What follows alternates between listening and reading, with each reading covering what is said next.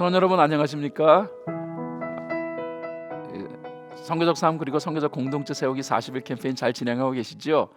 벌써 이제 반이 지나고 이제 우리 캠페인이 이제 후반부로 들어섰습니다. 전반부보다 더 즐겁고 또 감사하게 우리의 캠페인이 진행될 수 있기를 저는 기도하고 있습니다. 이번 한 주간 우리는 선교적 삶 그리고 선교적 공동체를 위한 실제적 적용해 가는 부분들을 함께 다루었습니다. 특별히 우리들이 많이 생각해본 사람 중에 한 사람이 사울이라는 인물입니다. 사울은 반 예수 그리스도의 삶을 살았던 사람이었습니다. 예수를 핍박하고 또 예수 믿는 그리스도인들을 핍박했던 사람. 그가 예수를 만나게 되어서 이제 예수가 그리스도라는 사실을 발견하게 되고 예수 그리스도가 중심되어진 삶으로 전환하죠. 이것은 본질의 전환이라고 말할 수 있습니다. 본질이 전환되어지니까 말이 바뀌죠. 그리고 그가 표현하라고 하는 내용들이 바뀌어집니다. 여러분, 우리의 삶에 있어서 본질은 예수 그리스도입니다. 그리고 그 예수 그리스도를 중심으로 살아가는 것이 바로 우리의 삶이 되는 것이죠. 그런 의미에서 선교적 삶은 본질적 삶이라고 말씀드릴 수 있습니다. 이 회심한 사람은 예수를 받아들인 인생이기 때문에 그러므로 삶의 교제권이 달라질 수밖에 없습니다. 사울은 예수를 만나고 난 다음에 먼저 그리스도인 된 사람들을 찾아가려고 했었습니다.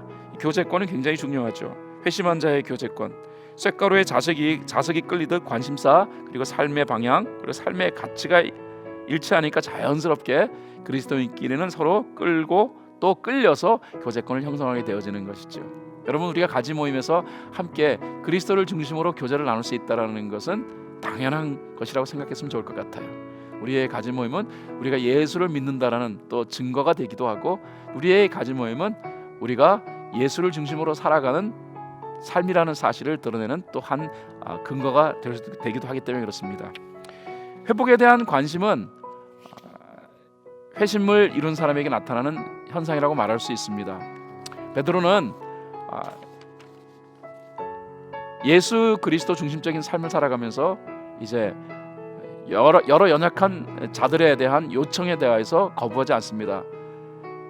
특별히 이 베드로는 다비다라고 하는 이 여자가 죽었는데도 불구하고 그 여자를 찾아가서 그를 위하여 기도함으로 그를 다시금 죽음에서 다시 살아날 수 있도록 만들죠. 율법적으로는 시신을 가까이 하는 것은 부정적인 일이다라고 여겨질 수 있지만은 그럼에도 불구하고 회복을 갈망한 베드로는 이 죽은 다비다를 찾아가 그 시신을 앞에 놓고 기도함으로 그를 회복시키는 일을 감당합니다. 회복에 대한 열망이 바로 회복에 대한 깊은 관심이 바로 회심을 이룬 증거다라고 말씀드릴 수 있습니다. 그러므로 우리는 우리의 관심사를 회심을 중심으로 한번 살펴봐야겠죠. 그리고 우리의 교제권을 살펴보는 것이 필요합니다. 또 사고의 전환이 예수 믿는 자들에게, 특별히 선교적 삶을 지향하는 분들에게 필요합니다. 특별히 우리가 묵상했던 내용은 복음이 이방 지역까지 전하여지기를 원하는 그 하나님의 뜻이 베드로에게 있어서의 환상으로 임했다라는 것입니다.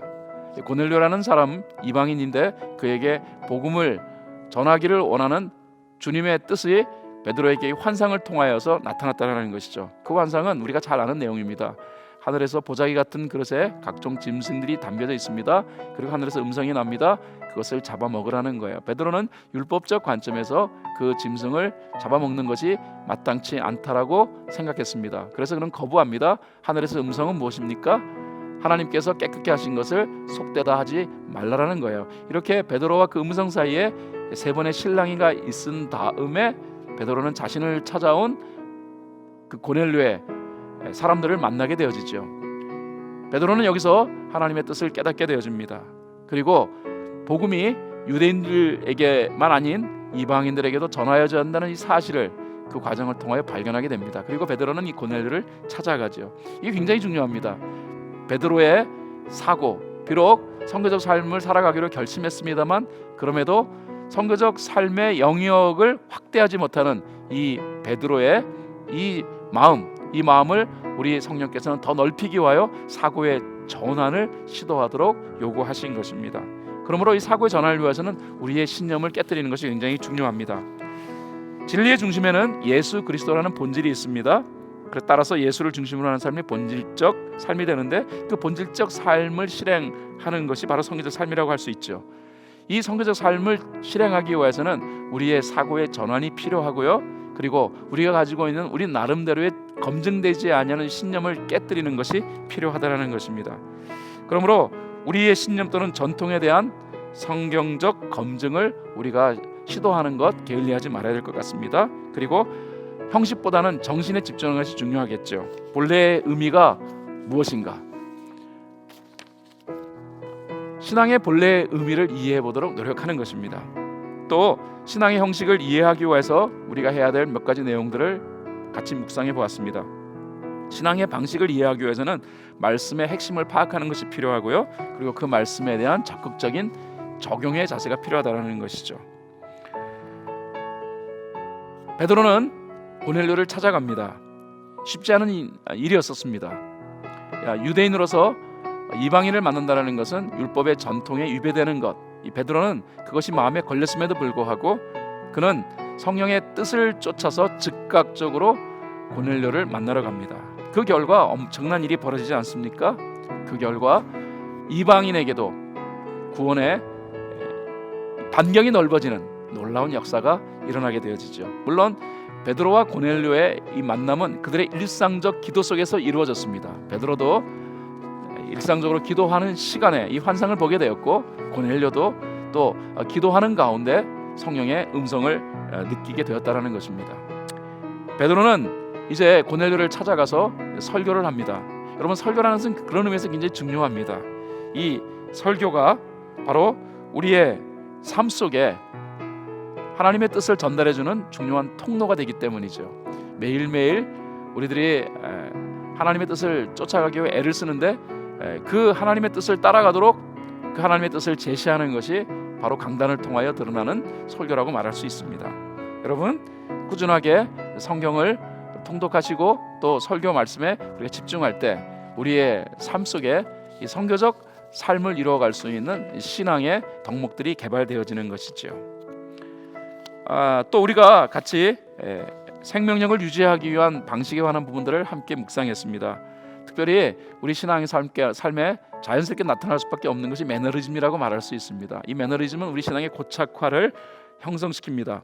이 고착화라는 것은 생각이 굳어지는 것입니다. 신앙생활 하다 보면은 나도 모르는 사이에 신앙을 우리 나름대로 정의하고, 그리고 신앙의 컴포트존에 빠지는 그런 일들이 일어나게 되어지는데, 그런 고착화를 우리가 경계해야 될 것 같아요. 그러기 위해서는 우리에게 필요한 것이 있습니다. 그것은 우리의 신앙의 삶을 통하여서 이 간증이 아름답게 나누어져야 된다는 것입니다. 사실 우리가 간증하면은 굉장히 큰 어떠한 체험이라든가 또 엄청나게 중요한 그 어떤 것을 나눠야 된다는 이 부담이 우리에게 있기 때문에 간증하는 것을 대체적으로 부담스럽게 여기지 않습니까? 그런데 여러분, 간증은 간단한 거예요. 간증은 내 삶 속에 하나님이 어떤 일을 행하셨는가, 삶의 팩트를 함께 나누는 것이고, 또 그 하나님께서 제시하신 그 내용에 대한 나의 느낌이 생겼을 때 그 느낌을 함께 나누는 것이며, 그 다음에 이 모든 것을 통한 깨달음을 나누는 것이 간증이라고 말할 수 있죠. 여러분, 우리의 간증은 우리가 일상생활 속에서 체험했던 하나님의 은혜를 경험해서 함께 나누는 이 간증은 나뿐만 아니라 다른 성도들의 삶 가운데 영적인 생명력을 형성시키는 중요한 통로가 될 수 있습니다. 또 우리는 이웃에 대한 깊은 관심을 갖는 것을 생각하면서 한 주간 한번 이에 대해 고민해 보았습니다. 특별히 안디옥 교회가 이 이웃을 위하여 섬김을 실천한 내용은 우리가 이번 한 주간 묵상한 내용 가운데서 우리 모두에게 큰 감명을 주었지 않습니까? 안디옥 교회는 제자도를 세웠던 교회입니다. 바나바와 사울이 안디옥 교회에서 1년 동안 안디옥 교회 성도들과 함께 제자 훈련을 함께 했습니다. 그 제자 훈련을 통하여 그들이 제자도를 습득하게 된 거예요. 그 증거가 안디옥 교회 성도들에게 그리스도인이라는 별명이 붙여졌다는 것입니다. 물론 그 그리스도인이라는 그 별명은 안디옥 교회 성도들의 삶을 폄하시키기 위한 그런 의도적으로 만들어진 그런 별명이라고 말할 수 있을 것입니다. 그러나 훗날 안디옥 교회 성도들의 이 삶이 예수 그리스도의 모습과 너무나 흡사해서 그 그리스도인이라는 이 별명은 안디옥 교회 성도들이란 일종의 존경의 표시가 되었다라는 것이죠. 그러므로 안디옥 교회 성도들은 정말로 제자들을 마음에 품은 사람들인데, 제자들을 마음에 품으니까 어떤 일들이 벌어집니까? 긍휼의 마음이 생기는 거예요. 그래서 예루살렘 교회에 찾아온 그 기근, 물론 자신들도 삶이 녹록하지는 아니하지만, 그러나 예루살렘 교회 성도들이 경험하고 있는 그 고난에 기쁘게 즐겁게 참여합니다. 이것은 그들의 마음 가운데 긍휼의 마음이 형성되었다는 것을 의미하는 것이죠. 긍휼의 마음이 형성되어지니까 돕기로 결심을 합니다. 그리고 그 결심을 그대로 실행합니다. 중요한 것은 실행했다라는 거예요. 많은 사람들이 은혜를 받으면서 정말 그 은혜 받은 것을 적용하기 위한 결심을 합니다만, 그러나 결심하는 그 자체는 굉장히 좋은 일입니다. 하지만 결심보다 더 중요한 것은 그 결심을 삶 가운데 실행하는 것이죠. 그러므로 사람을 향해서 사랑하겠다, 이해하겠다 또는 품겠다라고 우리가 마음에 결심했다면 그건 잘한 결심인데, 그 결심은 실행되어야 한다는 것이죠. 조건, 형편, 상황 묻지 말고 따지지도 말고 우리가 실행하면 어떨까요? 그 실행을 통한 새로운 역사가 만들어지는 것이죠. 그런 의미에서 이웃을 위한 기도가 우리의 일상의 기도 속에서 이루어졌으면 좋겠고요. 그 기도 속에서 성령께서는 우리의 마음 가운데 긍휼의 마음을 심어주실 것이고, 그 긍휼의 마음을 우리가 어떻게 우리 이웃을 위하여 실행할 것인가를 한번 생각해 볼 수 있게 되는 것입니다. 또 신앙으로 우리는 상황을 해석해야 된다는 사실을 한 주간 묵상했습니다. 여러분, 영적으로 우리가 해석하는 것이 굉장히 중요합니다. 왜냐하면 사실보다 중요한 것은 해석이기 때문입니다. 그렇지 않습니까? 어떠한 팩트에 대하여서 10명이면 10명 다 똑같은 해석을 하지는 않아요. 각기 나름대로 그 해석을 달리합니다. 행동이라는 것은 팩트에 대한 반응이 아니라 해석에 대한 반응이라고 말할 수 있습니다. 그런 의미에서 우리는 상황을 영적으로 잘 해석할 수 있는 우리가 되어야 될 것 같아요. 이 상황 속에 어떤 것이 담겨져 있는가? 그렇습니다. 성경적 삶을 실행하고자 하는 모든 사람들의 삶 속에는 하나님의 은혜가 담겨져 있는 거예요. 베드로가 투옥되어집니다. 베드로가 투옥되어져서 그래서 이제 내일 생사를 알 수 없는 그런 상황에 빠지게 되어집니다. 헤롯은 이 베드로를 투옥시키고 그 다음날 아마도 처형하고자 결의했던 것 같아요. 베드로가 감옥에 갇혔는데 두 손이 쇠사슬에 묶여지고, 그 다음에 그가 누워있는 그 자리 양쪽에 그를 감시하는 간수가 있었다라는 거예요. 그 소망부재 밤에 하나님은 천사를 보내서 이 베드로를 그 감옥에서 꺼내십니다. 이게 무엇을 의미하는 것일까요? 비록 우리가 눈으로 볼 수는 없지만은, 그러나 성경적 삶을 실행하고자 하는 모든 삶에는 하나님의 보이지 아니하는 은혜가 함께 존재한다라는 것을 의미하는 것이죠. 여러분, 우리의 삶 속에 보이지 않는 하나님의 은혜가 있음을 믿었으면 좋겠습니다. 그리고 하나님이 그리신 빅픽처를 우리가 볼 수 있으면 좋을 것 같아요. 어둠이 있어야 빛이 드러나듯 교회에 대한 핍박을 통해서 복음의 능력이 드러나는 거예요. 그래서 종종 성교적 삶을 실행하는 자에게 하나님께서 고난도 주시는 것입니다.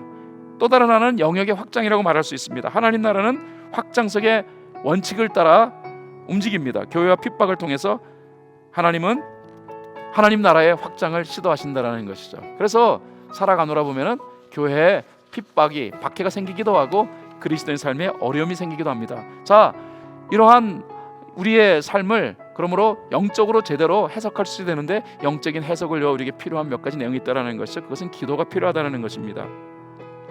베드로가 투옥되고 난 다음에 교회는 베드로를 위해 열심히 기도했다라고 성경은 그렇게 말하고 있습니다. 예루살렘 교회는 베드로를 위한 간절한 기도를 했습니다. 그 기도가 바로 하나님의 은혜를 베드로에게 가져다 주게 되어지는 중요한 통로가 되었다. 성경은 그렇게 표현하고 있는 것입니다. 또한 우리가 한 가지 궁금하게 여기는 것은 베드로가 이 천사를 통하여서 이 감옥에서 빠져나올 때 베드로가 비몽사몽간에 이 천사를 따라 나섰다라는 거예요. 제 정신으로 따라 나선 것이 아니라는 것입니다. 이 부분은 설명을 하는 것이 쉽지는 않습니다만, 그러나 많은 주석가들은 베드로를 비몽사몽간에 감옥에서 빼내오신 것은 바로 베드로에게 있어서 정말 어떤 순간은 묻지도 않고 따지지도 아니하는 그런 순종적인 상황, 그 순종적인 자세가 필요하다는 사실을 가르쳐 주기 위함이라는 것입니다. 여러분, 자기 부인이라는 것은 굉장히 중요합니다. 그래서 예수님이 이런 말씀하셨습니다. 누구든지 나를 따라오려거든 자기를 부인하고 제 십자가를 지고 따라오라고 했습니다. 자기 부인 뭘까요? 그렇습니다. 그것이 우리의 자아인 거예요. 우리의 가지고 있는 우리의 중심적인 생각인 거예요. 이 부분이 깨어질 때 삶 속에서 이 영적인 해석을 할 수 있는 그런 통찰이 우리에게 생겨나게 되는 것이죠. 성경적 삶은 상황에 대한 바른 해석 능력이 없이는 지속하기 어렵습니다. 그러므로 우리가 기도하면서 그리고 우리의 자아를 깨뜨리는 일들을 통하여서 우리의 삶 속에 있는 모든 상황을 영적으로 해석할 수 있는 우리가 되어야 할 것 같습니다. 이 영적 해석이 잘 되기 위해서 우리가 해야 할 적용은 적극적 기도에 힘써야 될 것입니다. 그리고 종종 가끔은 묻지도 않고 따지지도 아니하는 그런 순종 또는 실천을 한번 시도해 보는 것이 필요하다라고 생각합니다. 여러분, 한 주간 하나님 말씀을 묵상하며 어떠셨습니까? 그 말씀이 가져다주는 기쁜 은혜가 여러분 모두에게 있었습니까? 하나님께서는 묵상하고 또 새벽에 나와서 여러분이 기도하는 이 모든 과정을 기뻐하셨을 것입니다. 제 이 성교적 삶이 계속적으로 여러분의 삶 가운데 실행되어지고 이 캠페인을 통하여서 정말로 우리의 삶의 변화와 그리고 우리의 삶의 본질적 내용들이 아름답게 세워지는 그런 과정이 될 수 있기를 바랍니다. 다음 한 주간에도 우리가 열심으로 참여해서 하나님이 주시는 큰 은혜, 하나님이 주시는 이 놀라운 축복들을 아름답게 받아 누렸으면 좋겠습니다. 감사합니다.